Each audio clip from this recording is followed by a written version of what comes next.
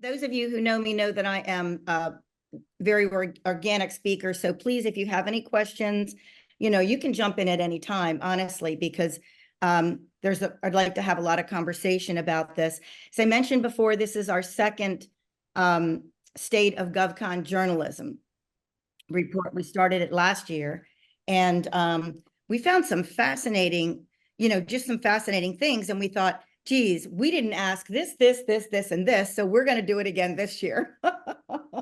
So, all right, Ash, you can maybe show us the table of contents. There we go.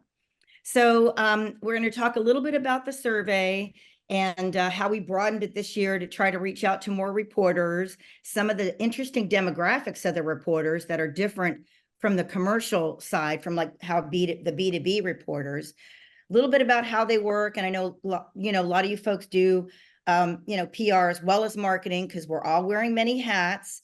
And so it's kind of nice to just be reminded about how they work, what their likes are, what are they tracking, what kinds of issues are they tracking, what is their advice on how to get more coverage, what not to do, some of their pet peeves. Oh my gosh, these folks are really honest when you ask them what their opinions are. So that's been fascinating. And then just a question about the optimism of the industry. That's about it. But we did expand it from last year, I will say. So this year, what we did is we started earlier. So we bumped it up earlier so we would be done by Easter, completed and able to start collecting, because we started later last year and I think it really hurt us. So we bumped it all up and closed in early March and started going from there. One of the things that was most interesting is that in terms of the experience, is that nearly 60%, 49% of all journalists had more than 20 years experience, which is amazing. That was an increase of 31% since last year. So yes, we nearly doubled our database and our responses, but we got some people with a lot more experience in the door this year. So, and then another, almost 30%, 28% have 11 to 20 years experience. So this is a very seasoned group of reporters. So, I mean, I think back and like, gosh, geez, well, I guess that makes sense. I've been dealing with Nick Wakeman since he started. So that's like over 30 years probably, right? So, and some of you have been around for that long as well. Certainly Mark has.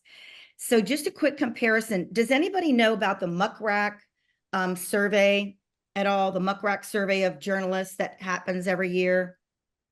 Doesn't sound like it.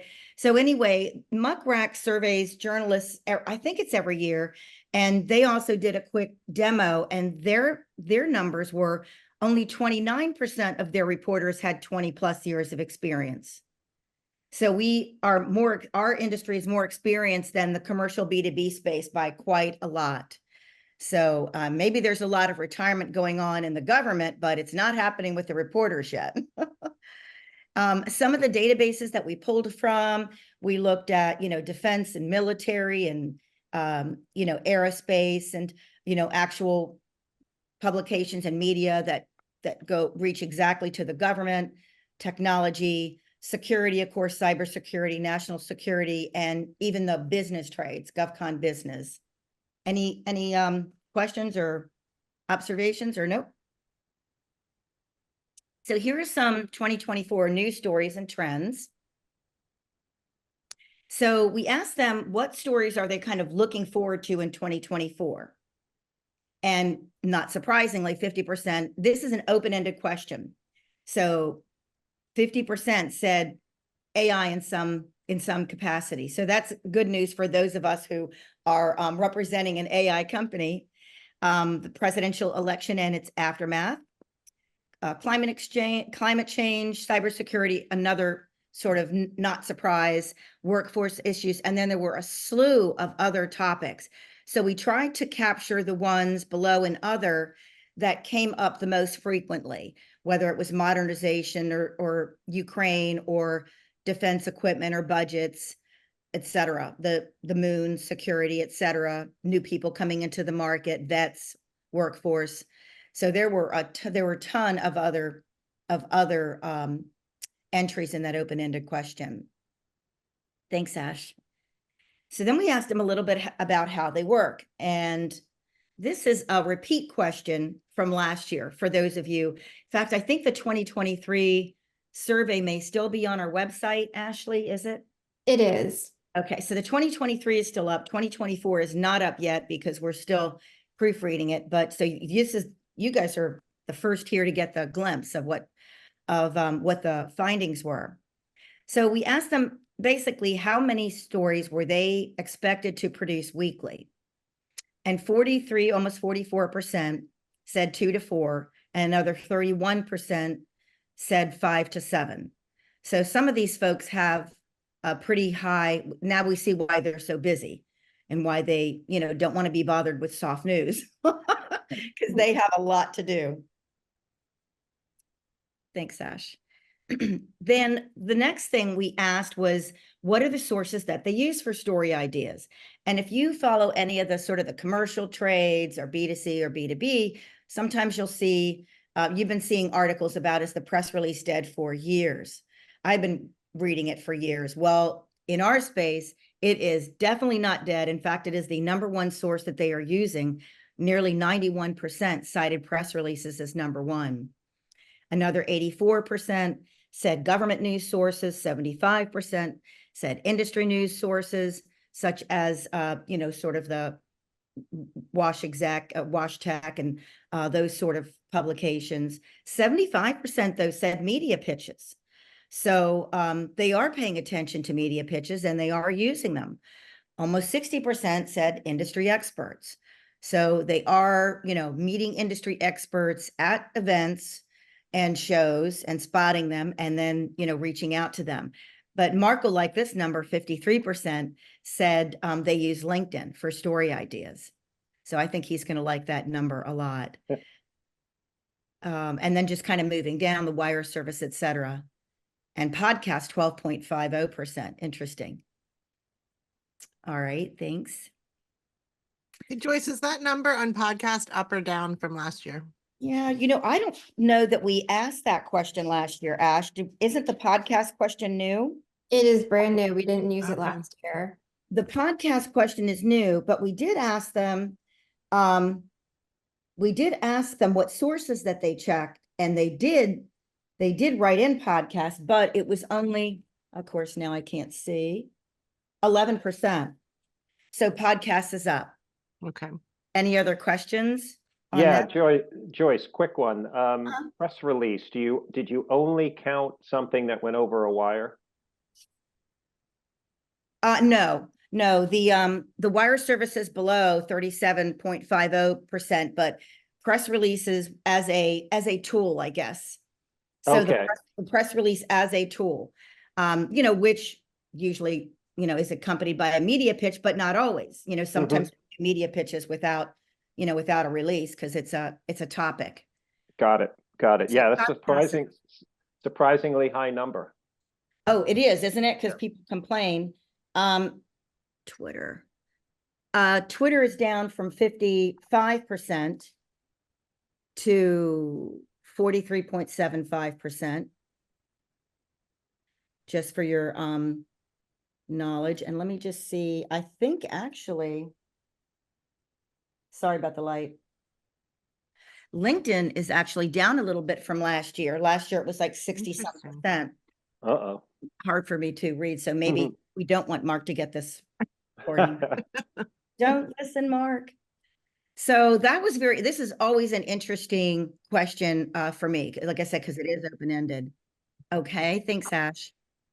So this year we dug down into podcasts. Those of you who know me may know that I do try to, it is another heavy lift, and I don't know why I take on these crazy challenges, but we try to keep track of GovCon podcasts. And we usually post them, I guess, on my LinkedIn, Ash, usually. LinkedIn and the website. And the website. But we try to update this, constantly. And we honestly, every time we do, we get some new podcasts. We only on our website and our podcast list, just so that you know, we only list podcasts that are active, meaning they have produced something in the last 6 months, I think it is. But these are some of their favorite podcasts. So basically 62% of reporters are listening to podcasts for either work or for their personal life. You know, a couple people talked about cooking, and 33% have their own podcast, but another 20 are considering creating one. So those are some really big numbers. I don't know. I was really surprised. That seemed like a lot to me, because those of you who do podcasts know how much work they are. They are a ton of work. If there's nothing else on podcasts, we'll go to trade shows.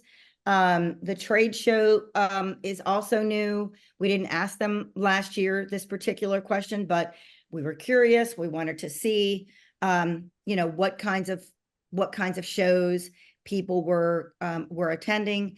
And certainly AUSA and airspace and cyber are no surprise. Sea, air, and space, you folks are right around the corner at 48%. But you can see some of the other kind of heavy hitters of where, so this is where reporters are planning to be and cover. Nothing there. Okay. Then there's a lot of niche shows on the right. So another new question this year was exploring generative AI.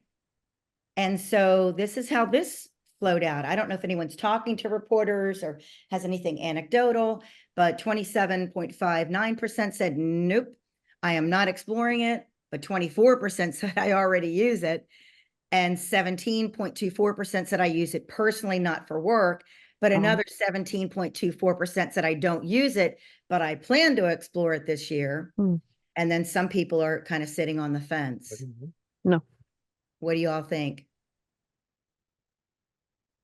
Any surprises, or?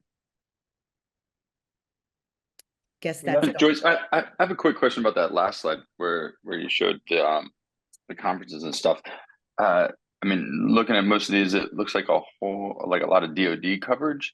Do the reporters that you were looking at and the journalists that you were talking to, are they? Do you have a sense of, do they cover just broadly across all of GovCon space, or is it largely within DoD?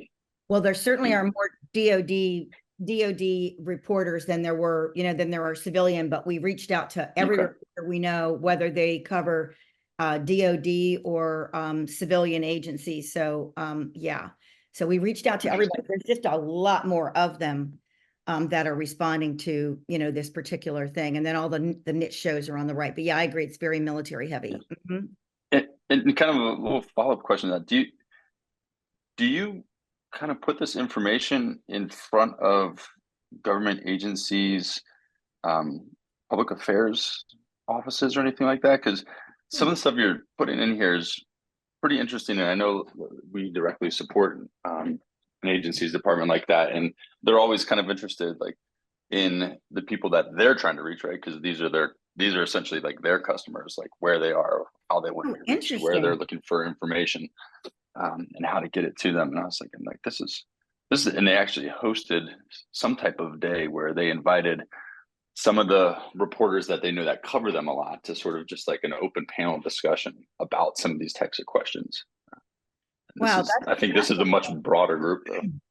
Yeah, and we actually have, some more questions, but we already had 30 slides, and I was trying not to try your patience this morning. But, as I said, this is when we tried it last year, we basically just did a report and we put it on our website and we promoted it via social. But we shared it with a couple of clients, but we didn't frankly do any other like marketing, or anything for it. So this is actually the first time we're presenting this data at all to anyone. So I appreciate any, and we're happy to share it because we think it will help. We think it will help PR pros and other people, but that's something I actually never, thought of. So, yeah, I don't know how that. Very insightful stuff here. Yeah. Okay, great. That's great feedback. I appreciate that. And Joyce, I bet I use it for personal reasons, but not for work. I wonder how much of that is tools like Dolly, because it's a lot easier to create an image for your personal use. But if you try to use it professionally, you have to worry about copyright and some of the lawsuits that are going on. So I wonder if that's part of that 17, because it's so easy to create imagery, but then to use it professionally, there are some questions. Right. Right. Yeah, there was a lot of kind of anecdotal comments in the comment box. Like I said, some people were saying, oh yeah, just, cooking and things like that. I can't remember all of them. But yeah, I'm glad we asked it this year because at least now we have some kind of a baseline. Yeah, I'm really surprised at the no, I won't explore it, because I feel like you can't live with your head in the sand. I mean, AI, it's here, it's affecting content. So that really surprises me. That number's a lot larger. It's big. It's big. Yeah. I wonder if they meant, No, I won't explore it professionally. yeah, or Janet, I wonder if they meant, no, I'm going to continue writing my own stuff. But that's such a small way of looking at it. You can Yeah, use it yeah. as you've said so many times, you can use it in a number of ways to make the lift easier, but you're still creating the thought leadership yourself. So, Right. Yeah. Very good. Glad we asked this particular question. Thanks, Ash. So then we asked them about how they report specifically on government contractors. So this was also new this year. And so I have had a kind of a hypothesis for years that just looking at even the government contracting, sort of the podcasts and reading the media outlets, it always seemed to me like there was a ton of coverage on larges and not so much on mids and smalls. That's been my, my feeling. It's like, where are the mids and the smalls? So in this particular case, we actually asked them for the first time, what size GovCon firms do you typically cover? And 54, almost 55% said all, and 25.81% said large, and then 9.68% said mid-tier, 6.45% said small, and 3.23 said none. So so how many of that 55% are fibbing? exactly what, oh my God, you're reading my mind, is exactly what I was thinking. Because when we wrote that, I thought, yeah, let's see how, but even if it raises their awareness, because I kind of squawk about it a lot to reporters about, sort of like how do smalls and mids get some level of not even equal time, but something close to that. So we actually decided to ask that this year too. But I'm with you, Chris. Yeah. I think some fibbing on that. So Joyce, it kind of ties in, if we can, kind of ties into the press release, right? How many smalls actually do press releases? Very true. We know that 90% use that for getting stories out. And back to Chris's question for the press releases, how do you disseminate it in order to get coverage? So I think these numbers do seem to go together in various ways. Yeah, I do agree. And I think sometimes, like when you have a small or mid, even if they do it, well, particularly smalls, even if they do a press release, they may not have a PR pro on site who knows how to really do a press release properly. And if they do, they may not have a list. So they might be putting it on the wire. And, if you remember that other chart, there wasn't a lot of people who said wire. Now, some folks are watching the wire, but a lot of reporters are not watching the wire, So I think that's one of the things that puts the smalls at a disadvantage. And some of the mids have, some PR support, but, some don't. So, yeah, where, a large company can crank out, 2 press releases, 3 press releases a month. So yeah, very interesting. But I And know where to send them. But who has a list? I mean, who can afford You know, Yeah. most people cannot afford the amount of money that it costs to join Meltwater, Cision, you know, all these other, you know, places. They don't have that kind of money. And I will say this too. I'll tell you folks this. So, you know, we hand built all of our lists. I mean, it was really, we hand built everything. We actually went on, Ash, was it Meltwater? No. Muck rack. Muck Rack to pull a list, and we got a list, and I think we got 1 or 2 names that we didn't have. That was it. We'd already had all the names. They didn't have all our names, but we had their names. So then I thought, huh, I'm definitely not going to be spending money on you guys. Save my money. Because that's crazy. Yeah, that was pretty startling, because a lot of people have moved from like Cision to Meltwater to Muck Rack to save money. Very interesting. Thanks, Ash. Appreciate that. So the other thing, did I ask this last year? You did. Okay. So thanks, Ash. So on the sources checked before writing, 100% say company website. Not really a surprise, but I looked on a client's website yesterday.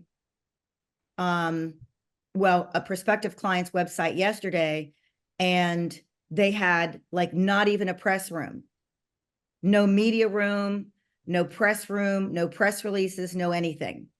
So nowhere for, you know, definitely not exactly welcoming to reporters. It's just a company website for, you know, recruitment or prospective clients, but not for reporters. So this is, I think, very important piece of information of how public relations and marketing people really need to work hand in hand closely with the company to make sure the website is really reporter friendly. And then of course, 80% plus said direct contact with a company executive or a spokesperson. Other things, 74% published articles about the company or leaders. So those are sources that they're checking. They're looking at the website, they're scanning things, they're looking at the executive's LinkedIn, they're looking at the newswire. So there's that answer to that question, 41%, 42%, 35% earnings and calls, 26% social media, etc. Published articles from thought leaders. So they are doing due diligence before they are writing. I don't think there's really any surprises there. I'd love to see the thought leader number a little higher. Yeah. But no, not a surprise, especially with the increasing number of stories they need to produce weekly, which I thought, by the way, I didn't comment at the time. I thought that number might even have been a little higher, Joyce. I did too. Yeah. Yeah, I did too. I was a little bit surprised. I was surprised last year too. Yeah, it seems like they're always, you know, kind of writing, but I never actually sat down and counted anything. But you know what? I think maybe one reason, I don't know, I'm making this up, but one reason could be that a lot of them are doing podcasts. I mean, their job is expanding, you know? So would have been interesting to do this during COVID to see if they were writing more because there was nowhere to go, you know? Were they doing more articles because you couldn't say, well, I'm attending this event. So yeah. All right, thanks, Ash. So this is kind of a whopper, and you can read this one when we send the PowerPoint to you. But so we asked specifically for tips for smalls and mids, and we got some comments that were really repetitive. So we spared you from those. But I would say sort of by and large, the biggest thing that they are advising people is to like actually have hard news and, you know, have it be relevant, have it be timely. There has to be some reason for them. We say hook and well, they say hook, but you know, they're really looking for why is this particular news of interest to me and my readers. And if that's not in the media pitch, then they may not even get to the actual press release. But leading with the problem you're trying to solve and its effect on agencies was a good chunk of, and I know, Chris, you and I have known that for years, but Right. it's nice to actually have them sort of spit that out at us. Right. And trends, how does the work tie into something larger, like an issue or a trend, something like that. So, and then the have real news, and oh my gosh, this was repeatedly in here. So it makes me wonder, like, who's doing this, like who's doing these things to reporters? Because so many reporters commented on the fact that some news is pitched, a SME is pitched, and then they can't deliver the SME. Mm-hmm. So, I don't know. I'm so astounded because before we even pitch anything, we have the SME's calendar, and we actually know what their calendar is. So, yeah, and non-responsiveness was another big one, just in general, non-responsiveness. And I know last year there was one reporter, we don't know exactly who they are because they're anonymous, but we, see all the comments. One was kind of like, please stop putting young people right out of college, pitching us and following up, because they don't know what they're doing and they don't understand the industry, and it's really a waste of our time. Train your people. I mean, some reporters were really quite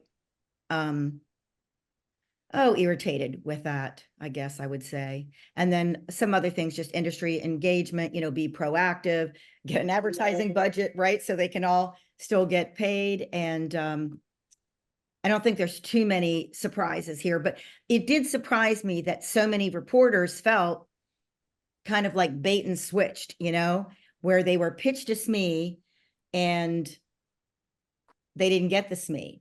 Or they were pitched to government, a government person, they didn't get that either. So I was just surprised. Any comments? Nope. Okay. So then we also asked, you can tell we really got into this year. We have another new question.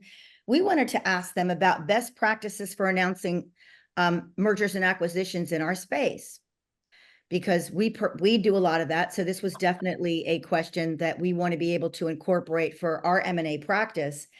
And it's also gives me research. So when my client says, well, I don't want to give specifics about the deal, well, they're going to ask you for specifics about the deal, right?